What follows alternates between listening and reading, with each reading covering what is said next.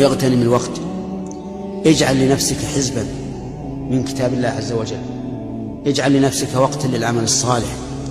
قم في آخر الليل ولو نصف ساعة قبل الفجر، ناجي ربك، ادعو، فإنه تعالى ينزل إلى السماء الدنيا يقول: من يدعوني فأستجيب له، من يسألني فأعطيه، من يستغفرني فأغفر له.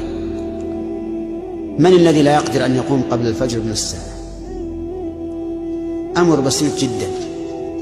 نحن نسأل الله أن يرحمنا برحمته، لا نقوم ثلث الليل ونصف الليل، لكن فلا يمكن أن نقوم نصف ساعة فقط نذكر الله فيها، نتوضأ، نصلي ما شاء الله، نوتر. هذا أمر أظنه بسيطا جدا.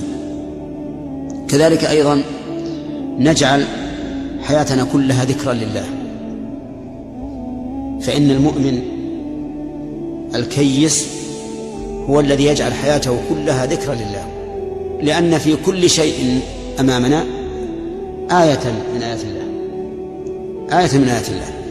فإذا ذكرنا هذا الشيء الذي أمامنا من آيات الله ذكرنا بذلك الله عز وجل، ذكرنا الله، فيكون الإنسان دائما يذكر الله عز وجل بما يشاهد من آيات الله الكونية، بل بما يشاهد من نفسه وتقلباتها.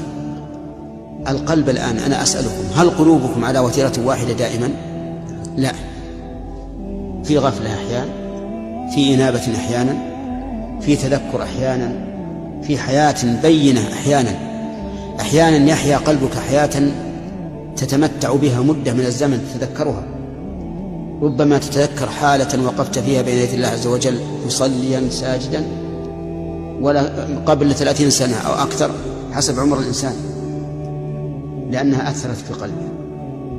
فمثل هذه الأشياء ينبغي أن نستغلها وأن لا نغفل، فالغفلة موت، قسوة للقلب وموت للقلب. يقول: والله لو أن القلوب سليمة لتقطعت أسفا من الحرمان، حزنا تتقطع من حرمانها، لكنها سكرى بحب حياتها الدنيا.